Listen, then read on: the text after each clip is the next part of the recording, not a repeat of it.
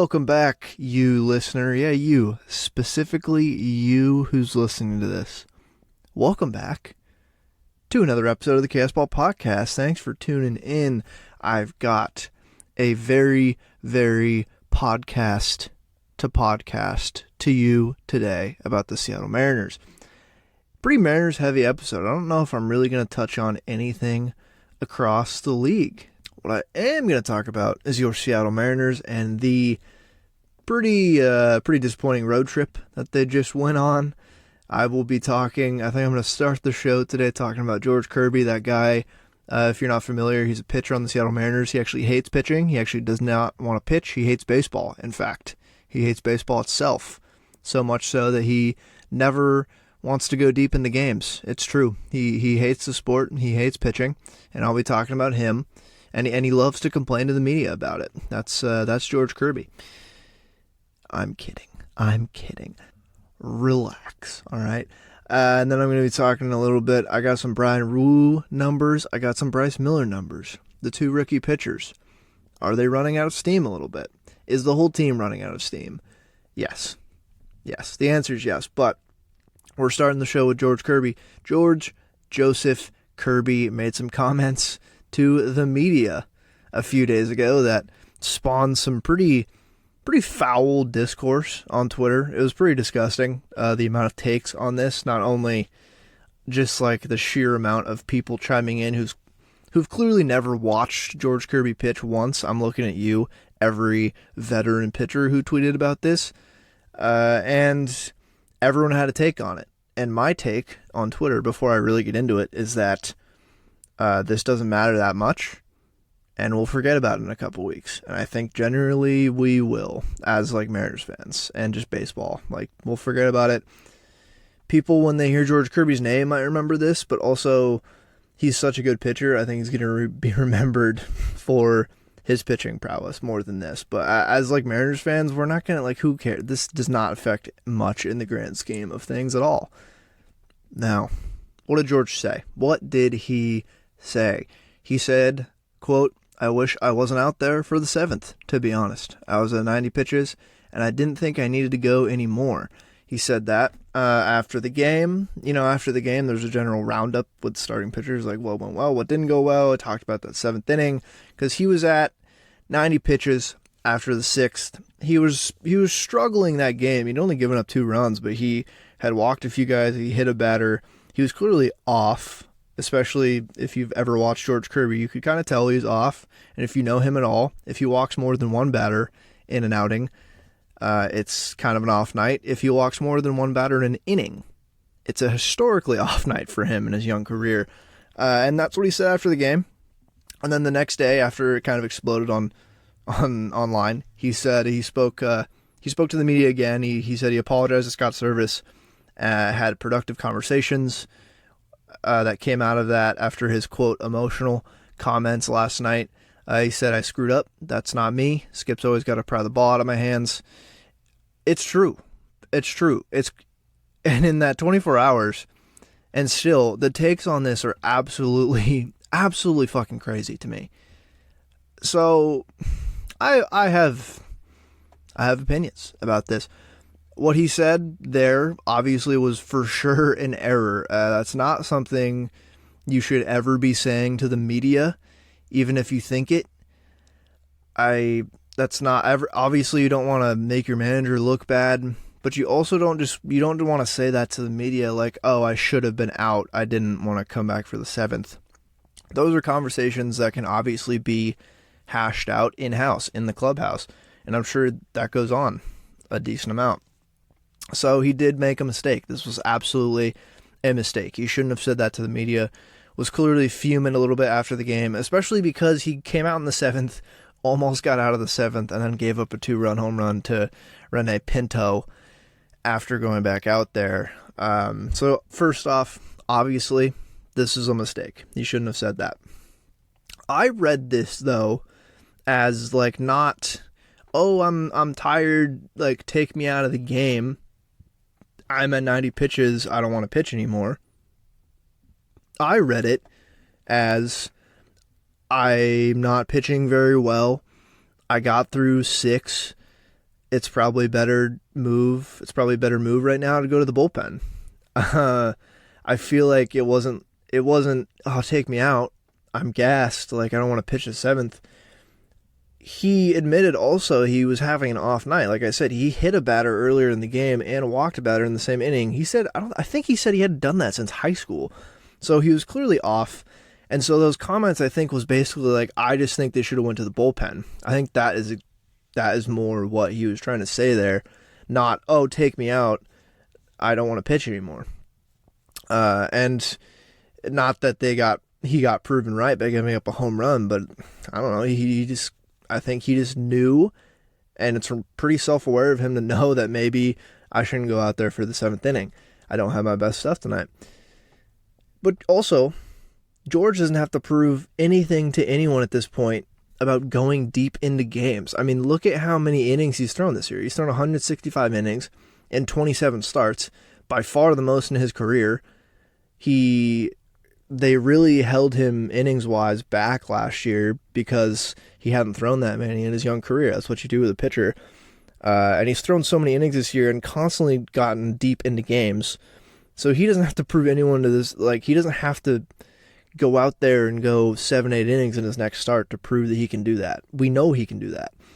And the Mariners leaving him out there is like a testament to him because they've seen him go deep into games this year plenty of times and clearly have confidence in him. And I still think it was the wrong move to leave him in. But ultimately, I don't like commenting on bullpen stuff. Like, people on Twitter love to say, "Hey, Scott, you suck. You're the worst. You should be fired after any pitcher makes a mistake, after either leaving a pitcher in, putting the wrong relief pitcher in, whatever." I don't like to do that because it's, that's the laziest tweet you could make. But obviously George shouldn't have been saying that after the game. And honestly, I imagine this happens. Like I said, I think this probably happens more than we think, but nobody ever says it to the media. And baseball culture, like a lot of baseball players and fans, and especially around pitchers in this game, is like, you grit it out up there. You're on the mound. You go until your manager takes you out. If your manager doesn't take you out, you don't complain. You keep pitching. That's just how it goes. And that is generally the culture of baseball. It's like you got to, for lack of a better term, you got to be a man out there. And I hate that, but that's kind of a big culture around baseball. This whole ordeal made so many people have a take on it on Twitter. It gave like old head pitchers a chance to complain about it online, which is generally old heads in baseball. I generally hate their opinions. I'll say it. But many of them chimed in basically calling Kirby a little bitch and explaining how soft he is for saying that. The one that stuck out to me was Jared Weaver. There were a lot of others, but Jared Weaver tweeted about it, who, first of all, I want to say this openly. Fuck Jared Weaver. I'll say it. But he tweeted something like you never asked to get taken out. I never do something like that because I'm a big boy. I'm never asked to get taken out of the game, which is funny because someone pulled receipts of him literally asking to get taken out of a game with a mid-90s pitch count in his career. Pretty funny. So he has actually done the same thing, not complained to the media afterwards. But Jared, come on, buddy. Don't stand on your high horse like you haven't done that. There's evidence that you have. But a lot of former pitchers came out to say something like that. It was very similar, very much along those lines, where it's like, we get it, guys. You're very big, strong, masculine former pitchers who are still very cool. We get it. It's great you guys have a take about this. Obviously, none of you have ever watched George Kirby before. There's simply no chance that Jared Weaver's watched a George Kirby game. And a lot of others, like Mark Mulder, no way Mark Mulder has any idea what type of pitcher George Kirby is. Because anyone criticizing George Kirby for not wanting it, not being competitive enough, like not having that dog in him, they don't know George Kirby. They haven't watched George Kirby, or if they have, they haven't watched him enough or paid enough attention. Unfortunately, though, I think people will remember him for this as much as we all hope people won't remember him for this, because he's so much more. Particularly like either fans or former players who, again, don't ever watch him pitch or rarely watch him pitch will remember him as this guy and equate this one moment to this dude just doesn't want to give his all for the team. The Mariners are a soft organization. George Kirby's a little diva, and he'll complain to the media about his manager. And that sucks that a lot of people are going to know him kind of as that. And I hope they get to watch George Kirby. I hope they see that he's a phenomenal pitcher, absolute competitor. He's quite literally the opposite of this. He knows it. The Mariners know it. Anyone who's watched him knows this. It's just, it's tough. Honestly, I think George Kirby, obviously, I love George Kirby. I think he's a great pitcher. He's proven to be a very good pitcher, and he's only in year 2 of his career. And he's also really smart. He's very clearly very smart. I think he's pretty self-aware. Like, it's very self-aware of him to even suggest coming out of a game and giving it to the guys he trusts in the bullpen, basically to give his team a better chance to win, because maybe he was tired, but I think mainly he just didn't have it that night, and he gave you 6 innings and was like, well, it's probably better off to go to the bullpen. He literally said, I mean, like I said earlier, he said he'd never walked and hit a guy in the same game before in his life or something like that, and he did it in the first inning. So obviously he was a little off. Just an unfortunate moment for him. Lapse in judgment, to say that to the media. He might be too honest for his own good, and this is clearly evidence of that. Learning moment. But I'll reiterate, if anyone, and if you fall under this category and you're listening to this podcast, that's interesting, but thanks for listening. If anyone says George Kirby is not competing hard enough, he doesn't have that dog in him, he's not a competitor, he'll bag his manager because he wants to look better, fuck out of here. We saw this dude go 9 innings of shutout ball in a loss against the Orioles this year. He went 8 scoreless against the Astros in the game that never ended in the ALDS last season, and they lost that game too. Like, time and time again, this season especially, he's gone out there another inning, giving it everything he has for this team. And so truthfully, anyone who says any of that stuff about him either doesn't watch him, doesn't know ball, is a gigantic bitch like Jared Weaver, or they're all 3 of those things. It was sickening the amount of takes on Twitter about this. And I really I'm not upset about it. It's just really unfortunate people have come to learn, I guess, George Kirby through this, because this ain't him, man. This is not him. He made a mistake. He apologized for it. Watch him pitch. He's an absolute dog. And I think people are equating this moment where he didn't want to go out there for the 7th as, again,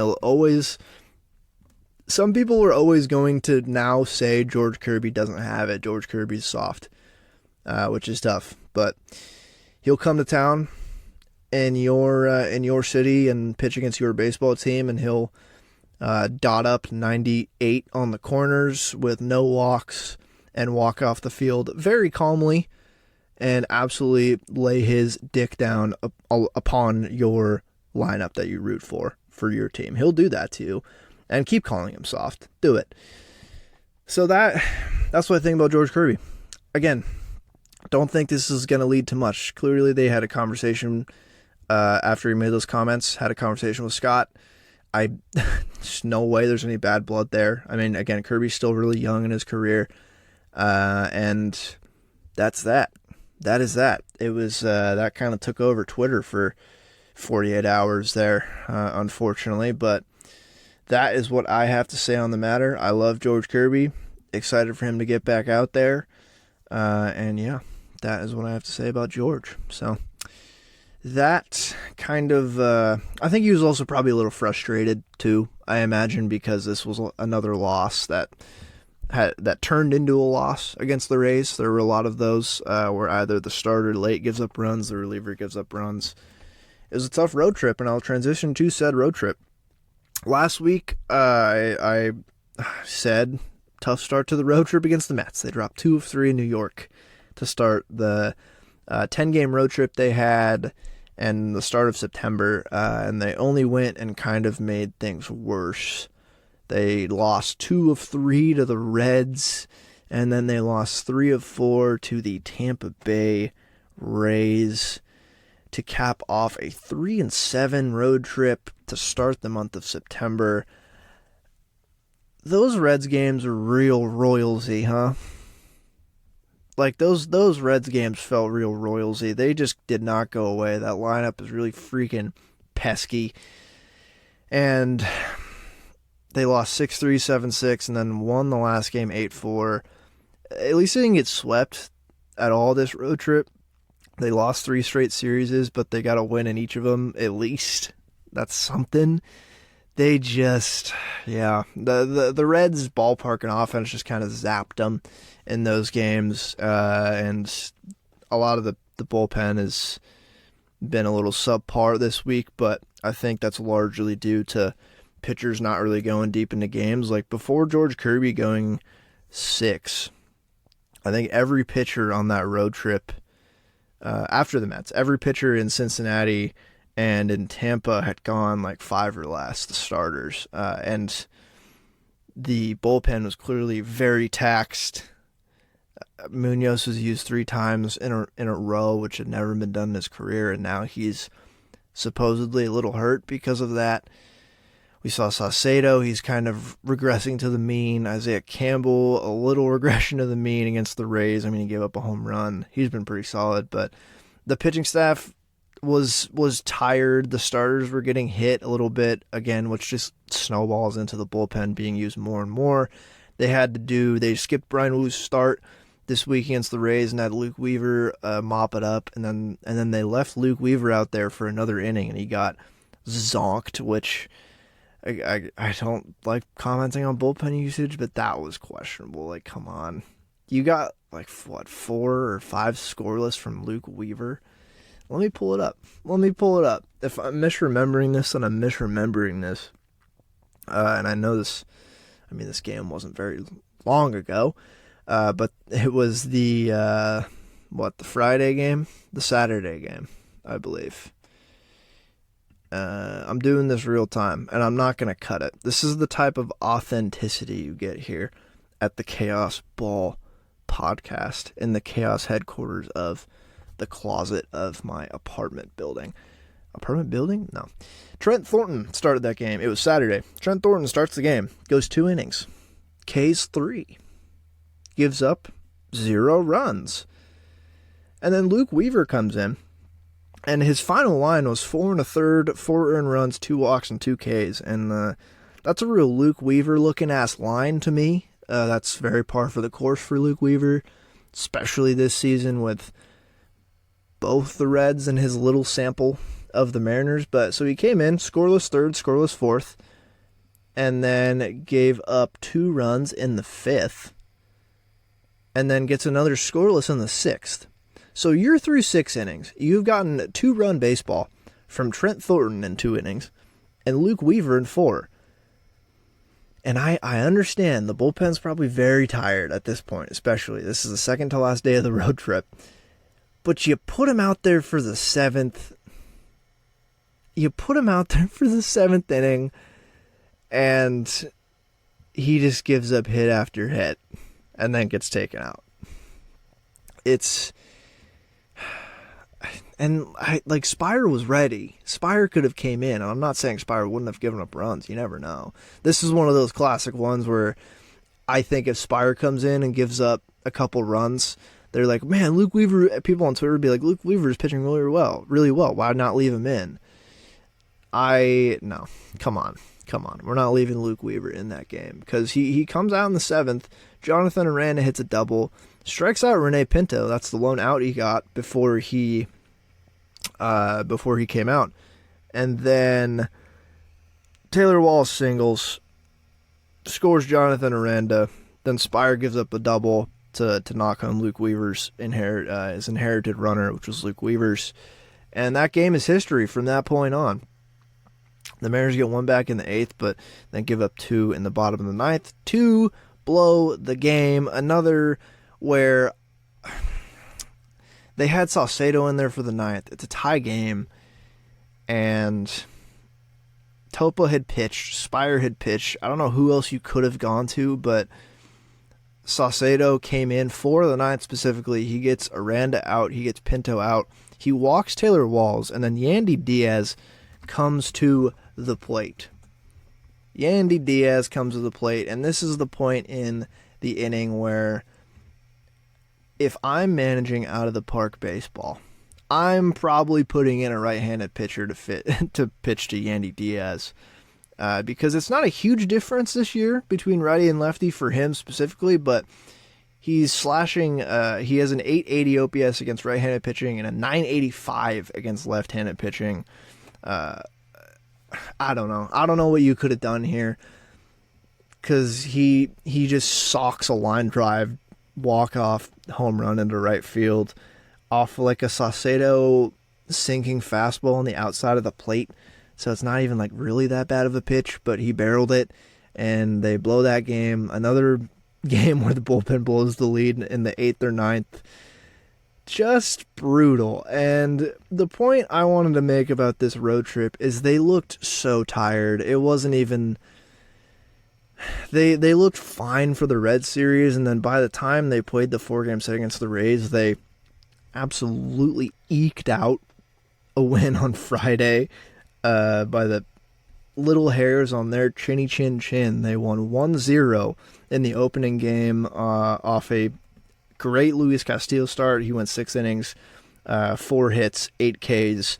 No other stat matters there. He didn't walk anyone. No, I'm just kidding. He walked 4. It was a weird Luis Castillo start. First 2 innings were real rough. Was walking a lot of people, a lot of base runners, and then he settled in and was very filthy. Still, the command wasn't there, but he was absolutely effectively wild in this one, and he gets an insane amount of whiffs on his fastball regardless of where it's going. So he goes 6, and then you get 3 perfect innings. Isaiah Campbell has, I think, the best inning of the year. He struck out the side and looked phenomenal. Matt Brash, another great inning. He's been really good. And then Munoz closes the game out, gives up a base runner, but that's closer tax. You got to give up a base runner. And closes the game out. And they eked that one out. That was a classic Mariners victory, 1-0. And then they lose 3 straight to the Rays. And they just look so tired. They just looked so tired, and understandably so. I mean, they started the month of September with an off day on August 31st, and then they go to New York, they go to Cincinnati, and they go to Tampa. That's just a long time on the road, and it showed. So I don't even know how emblematic this series is of, like, that could be the wild card matchup, Mariners-Rays. I don't know what we can really take of that series to project into the playoffs because they were just so evidently very tired, and the lack of starters going deep into games prior really didn't help. But all in all, sad road trip, 3-7, capped it off with 3 straight close losses to the Rays too. They weren't even like blowouts. They were just close, and they just ran out of steam.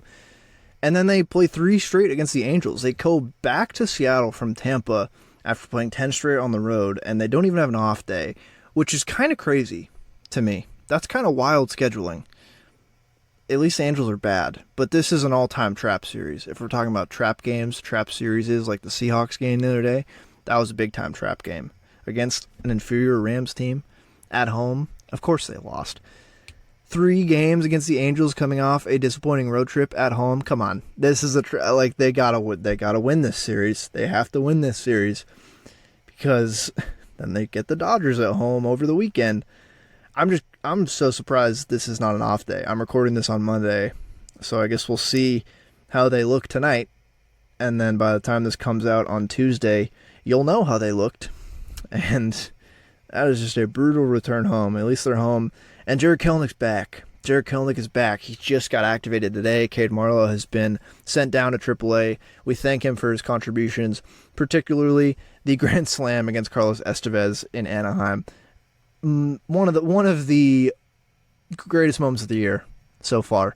And he looked not overmatched for a little while, and then I think pitchers adjusted to him, and now he'll have to adjust back, but I think he had solid contributions to the team, and he was the obvious demotion when Kelenic came back, so it's not like it's really was unexpected. But Jared Kelenic is back, which is huge. That is absolutely massive, and we'll see how he looks. He's in the lineup tonight playing, I think, right field, and I think we're going to see a lot of him in right field and Teo at DH. The Teo splits at DH this year have been insane. I'm going to have to look back on those at the end of the year, but Kelenic was playing a lot of right in Tacoma, and he's playing right tonight, so I think it's going to be a lot of Kelenic in right, Julio in center, and then Canzone doing more Haggerty in left with Cade Marlowe now departing. That's very good news, but we'll see how they do against the Angels. And now I'll transition into talking about these rookie pitchers, Bryan Woo and Bryce Miller. I mentioned earlier that Bryan Woo had a start skipped in his start prior to this. He looked not great. He looked real bad. He looked also just very tired.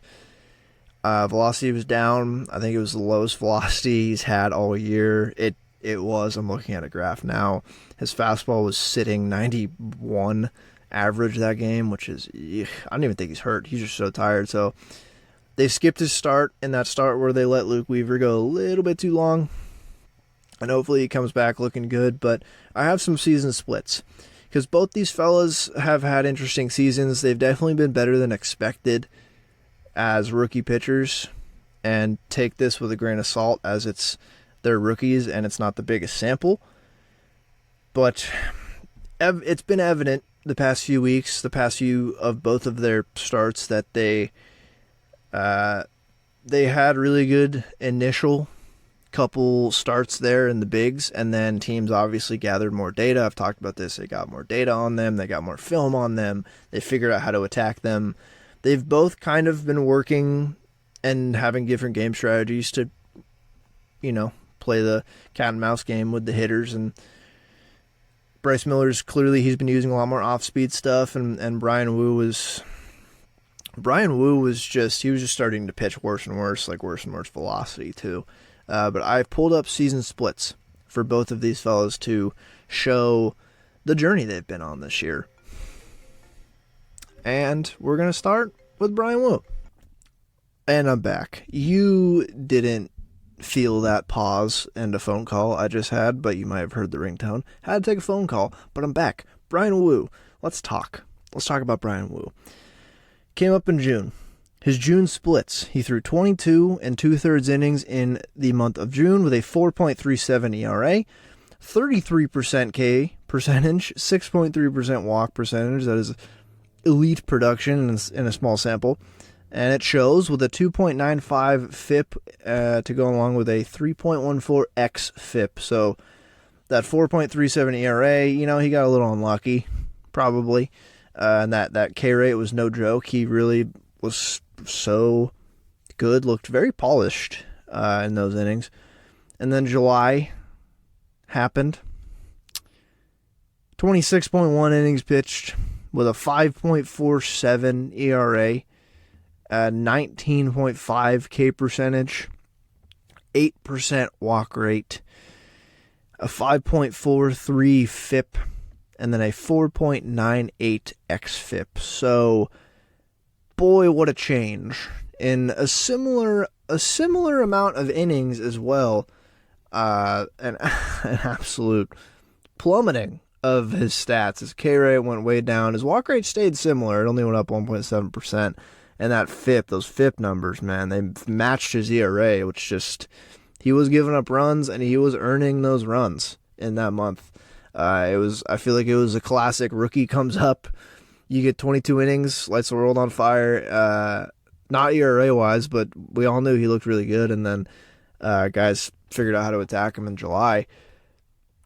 And then he's not qualified for the month of August. He had 3 starts, but I have his total starts. I don't want to paint with a broad brush on his numbers because he only threw 16 innings and then just 5 in September. But his August numbers, he had a start, 6 innings, 2 earned, 2 walks, 6 strikeouts. He started, that was against the Angels. Quality start. Good job. Then he had that start against the White Sox. He went 4 innings, 1 earned, 1 walk, 3 strikeouts. Struggled a little bit in that one. And then he had a start against the Oakland A's in August, late August, 6 innings, 0 earned, 1 walk, 5 strikeouts. So he came back in August looking better. Now that is inferior competition. In July, he faced the Giants, the Astros, the Twins, the Blue Jays, and the Diamondbacks. That is a gauntlet of playoff teams and playoff contenders. And then August, he faces the Angels, the White Sox, and the A's. And he looked good in those starts. Good. Thankfully, he looked good. He looked fine.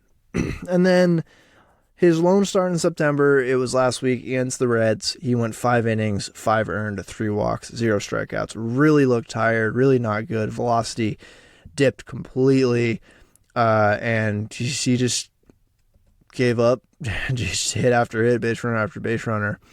So kind of a story of, I think, just fatigue. I had a tweet about this after that game that he had against the Reds.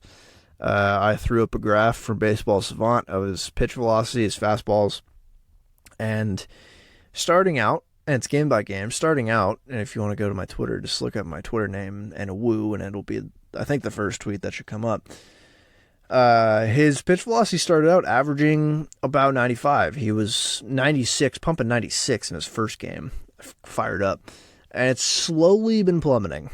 It has slowly been going down. There's a little dip a little revamp in July, but it's dipped all the way down to below 94. He's had 6 starts averaging 94 or below, dating back to July 30th, and that is concerning. And in this tweet I threw out, it's worth considering that Woo threw 67.2 innings in his first pro season last year, and that was coming off Tommy John surgery. And this season, he's already thrown 114 between AA and the majors. So already just under double the amount of pro innings this year compared to last year. And of course, in college, you don't throw that many innings. And in college, he threw as many innings as he could at Cal Poly and then got Tommy John surgery. So I think there's not a whole lot to be concerned about. I don't think he's hurt. I think he legitimately is very tired. Thrown so many innings this year. I'm glad they skipped his start. That was definitely the right move to skip his start. And ultimately, I think he'll be fine. I don't know if there's that much to really take from this. I just wanted to highlight what he's done this year in those splits, and I think that rest will do him good. And I think I'll go over Bryce Miller's splits in a second, but him and Woo and Bryce is going to be, with a caveat, if the Mariners make the playoffs. They haven't made the playoffs yet. In a playoff series, obviously you have your 3 pitchers who are going to start the first 3 games in some order. You know, Gilbert, Kirby, and Castillo. And then you have these 2 fellas. Are you giving either of them the ball in a playoff start? I don't know if I am. They won't, in a wild card series, they won't need to get the ball on a start, barring injury, knock on wood. But if they, say, make it to the ALDS, ELCS, the World Series, whatever, one of them might have to start a game, or maybe they do an opener and have one of these guys be a follower. I think both of them could be quite useful in the bullpen. I think Bryce Miller specifically could be more useful. He fits a more bullpen-y type role, considering he throws 60% fastballs as a starter. And it's an elite fastball. So you give Bryce Miller an inning or 2 every game, every other game, because he also has starter pedigree, starter stamina, so you can use him as a bulk reliever in the playoffs, and maybe that fits him well. And then a Woo, maybe you start a game, or maybe use an opener and use a Woo as a follower. I don't know. It's going to be really interesting because I don't know what the answer is. I don't know what the answer is in the playoffs with these 2 guys. But that was Bryan Woo's splits. The biggest thing I noticed was that fastball velocity when I went on Savant, and just looked that up real quick. That was like, oh shit, okay, he's definitely very tired. So we'll see what his velo and movement and all that and spin is looking like on his first start back after the rest. Hopefully good down the stretch. And then Bryce Miller, his splits. And he came up earlier, so I have May splits, May, June, and July. And then I will go over his game logs so far from the month of August. Bryce Miller, May splits. He threw 36 innings with a 3 ERA flat, 23% K percentage, 2.2% walk. 2.2% walk in 36 innings is ridiculous. He had a 2.68 FIP in that time and then a 4.13 xFIP in that time. So varying numbers there. I think those varying FIPs are emblematic of his walk percentage and his K percentage. That is a slightly below average K percentage, I think, and a very below average walk percentage. So that was a lot of contact. And so that's going to make the FIP jump up and down a little bit when there's just a lot of balls in play. And I'll get into this later, they were better balls in play than he's given up in June and July. But then June, he threw 23 innings with a 5.48 ERA, 25% K, and then 9.4% walk percentage to go along with a 4.61 FIP and a 4.01 xFIP. So similar to Bryan Woo, good first month, not as good second month. Guys started figuring out that he's throwing the fastball every time. And regardless of it being an elite fastball, it's not Spencer Strider or Jacob deGrom's fastball. And he doesn't have another elite pitch yet to go along with it. So I see where this was coming from. I think his FIPS caught up with him a little bit in that one. And then July, 32.2 innings pitched with a 3.86 ERA, 21.5% K, 4.4% walks, with a 3.32 FIP and a 4.52 xFIP. And July was encouraging. July was the swing back. He made some adjustments. He stopped throwing the fastball as much. It's been very evident watching him pitch. He's incorporated that changeup a lot more and that slider a lot more. He has a slider and a sweeper. He's been throwing the slider more, and I think it's been more effective. The changeup still pretty low usage, but more so than like in May, and it's looked okay. It's something different from his fastball, but I think that slider is going to be his pitch. I think fastball slider is his future, and then maybe a 5 to 10% usage on a complementary changeup of some kind, because that fastball does need to shine. But so that was his splits for May, June, and July. Again, similar to Woo, and then Woo had kind of a bounce back the next month, and Bryce Miller did as well. And then we go to August, and he's thrown September. He's thrown 2 games in September against the Reds last week. 5 innings, 7 hits, 1 earned, 1 walk, 2 strikeouts. That was one of the best, worst games I've ever seen from a pitcher. Maybe not ever seen, but it was constant base runners, constant high-stress situations, only 2 strikeouts, so much contact, so many balls in play, only gives up 1 run. Could have been 6 runs in this game, but he ekes out 5 innings of 1-run ball. It looks good on the stat sheet, did not look amazing watching that game. And then he had his start against the Rays yesterday, Sunday, for me. 5 innings, 9 hits, 5 earned, 1 walk, 7 Ks. A lot more whiffs in this game, interestingly enough, but a lot more hard contact for our man Bryce Miller. So September has not treated him super kindly yet. He hasn't looked great. And what's really interesting to me is I have these numbers for May, June, and July because he's qualified, and Fangraphs, it's way easier for me to find splits for him being qualified. So May, June, and July. His ground ball and fly ball rate varied a lot. His hard hit rate against batters has stayed consistently around 35% the whole year. His K rate has been 21 to 25%, so in that similar range he's been all year. The line drive rate he's given up has stayed around 22% the whole year as well. So those have all been fairly consistent. Fly ball to ground ball ratio is where it has not been consistent at all. May, June, and July, in that order. That's how the months go, if you didn't know. May, June, and July. In that order, his ground ball rate has been 29.6, 39.7%, and 30.6. That is a 10-point swing up and then down almost 10 points. And his fly ball rate in that time, 48% in May, 36.5% in June, and 48% in July.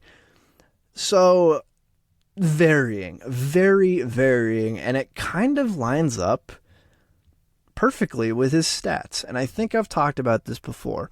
Ground balls turn into hits way more often than fly balls. Fly balls turn into home runs more often, obviously, but a pitcher who induces more fly balls will have a lower BABIP because the balls in play are not going to go for hits as much as a ground ball pitcher. And if you look at the ground ball to fly ball rate, 29.6 ground ball to 48% fly ball in May to go along with a 3 ERA. And then in June, his ground ball rate goes up 10% to 39.7, and his fly ball rate plummets 12% to 36.5 to go along with a 5.48 ERA. And then in July, it normalizes again. It goes back down basically 10 points, his ground ball rate to 30.6, and then his fly ball rate goes up again to what it was in May, 48%, to go along with a 3.86 ERA. You see where I'm going with this? I think the fly ball to ground ball ratio is correlated exactly with his ERA because it seems the more ground balls he gives up, the worse off he's going to be because they're turning into hits more. And I think it's just because guys are squaring up his fastball more on ground balls. I think when his fastball is living in the bottom of the zone, it's going to be easier to hit harder and more likely to be on the ground. And so I think that's kind of what it is because his fastball, when it lives at the top of the zone, really good pitch. Guys are going to get under it, especially because it has rise and so much spin. I think in June they just sat on that because he's still an elite fastball. Batters still knew it was coming and they can hit that. And as he's, I think, worked in more secondary pitches, that fly ball rate has gone up because the fastball usage is down to 60%, which is crazy to say, down to 60%. But I think I don't know. I think the pitch mix is a huge reason for these numbers. I'm no expert. And I could really dive into the data at the end of the year to really figure out what had been going on in terms of correlating pitch usage to ground ball ratio and whatever. But that was super interesting to me that those ground ball and fly ball rates correlated almost perfectly with his fluctuating ERAs and FIPS. And that's Bryce Miller's splits. A topsy-turvy year, a very normal rookie year, kind of normal rookie year for a guy who burst onto the scene and had more expectation than maybe he had coming into the year, obviously. But ultimately has been pretty solid. Tough first two starts this month. Maybe they skip his next start like they did with Bryan Woo. I think that could be definitely worthy. I think skipping starts, getting everyone prepped for those final 10 games against the Rangers and Astros would be very worth doing right now with the Angels and the A's coming up and then the Dodgers sandwiched in between. I don't know what they're going to do. I just think both of those guys, they've pitched a lot for rookies, especially Bryan Woo, who had surgery, but also Bryce Miller. I mean, he's not that removed from college in his first pro season, and he's already thrown so many innings in the big leagues. I think both of them have kind of run out of steam a little bit, and it's shown, but let's hope they get some rest going into the final stretch of the season, and then if playoffs are a thing that are happening, it's going to be a conversation to be had about how these two fellas are going to be used, because I don't think they're going to be used in the rotation, really. Because you can kind of get away with a three-man rotation in the playoffs. If you're crafty with it, you can get away with it, especially if you have a good bullpen like the Mariners do and can kind of lean on that more. In this day and age, it'll just be interesting to see. And that was my rookie pitcher segment. And that's it for that. Winding down the show, I mentioned the schedule already, but they play the Angels in a 3-game set, day off, and then have the Dodgers over the weekend. If they get one from the Dodgers, I'd be happy with that. They're playing fantastic ball. They're dodgering real hard these days. But their pitching has been a little bit of a shit show, especially Walker Buehler. I don't think he's going to be back at all this year. Julio Urias is a really shitty human being and won't be back, hopefully, ever in the sport of baseball. Their bullpen has been a work in progress the whole season. But you know what they do have is Mookie Betts and Freddie Freeman at the 1-2 in the lineup, and that can win you every game you play. So there's that. And then it's the nitty-gritty, scary times after that. You have a set against the A's on the road, a 3-game set, and then you have the final schedule. Everyone knows it. Rangers, Astros, Rangers to end the year. And right now, the division is looking like this. The Astros, and I said this a few weeks ago, maybe even a month ago, the Astros are going to win this division, and I hate it. And look what they're doing. They're not running off with the division, but they're 2.5 up of the Mariners right now. The Mariners are half a game ahead of the Rangers, who have been playing really bad baseball. And the wild card is looking like this. Tampa all but sealed the number 1 wild card spot. They are, 8.5 games ahead of Toronto in second place. Toronto is 1 game ahead of the Mariners, and then the Mariners are a half game ahead of the Rangers, and then Boston is 6 back. And after that, I think it's just those 4 now. And I guess the Astros are kind of in the mix. But the Guardians, despite making some notable waiver claims, not really making a push for the division, as they almost got swept by the Angels last week, this very recently.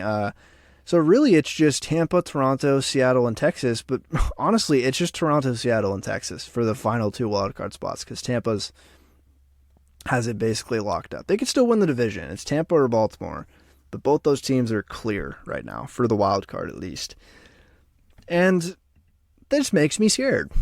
This frightens me greatly. Because while the Rangers have been quite bad recently, Nate Eovaldi has really come down to earth. Their bullpen is still a work in progress. Despite making additions to it, those additions have not been amazing. Chapman has not been great. The offense has cooled off a little bit. They're dealing with some injuries, like to Adolis Garcia. Semien and Seager are amazing. They're continuing to do what they do, but the big one I feel like is Nate Eovaldi. The velo's been down a little bit. He's just looked generally not good. They're getting Dane Dunning back, I think, this week, which pushes Heaney to the bullpen, and Heaney hasn't been amazing. They're looking very, very close to the team I expected going into the year. Talented, but just the weakness in the pitching staff is huge.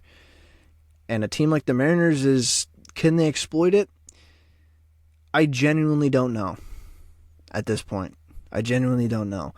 But the Mariners are a half game up right now, and they got to pick up these games against the Angels and the A's, because I want to go into those final series against the Rangers and Astros a game and a half, 2 games even, against the Rangers. Ideally, I'd want to clinch the playoffs by then, but I don't think that's going to happen, because we can't have nice things.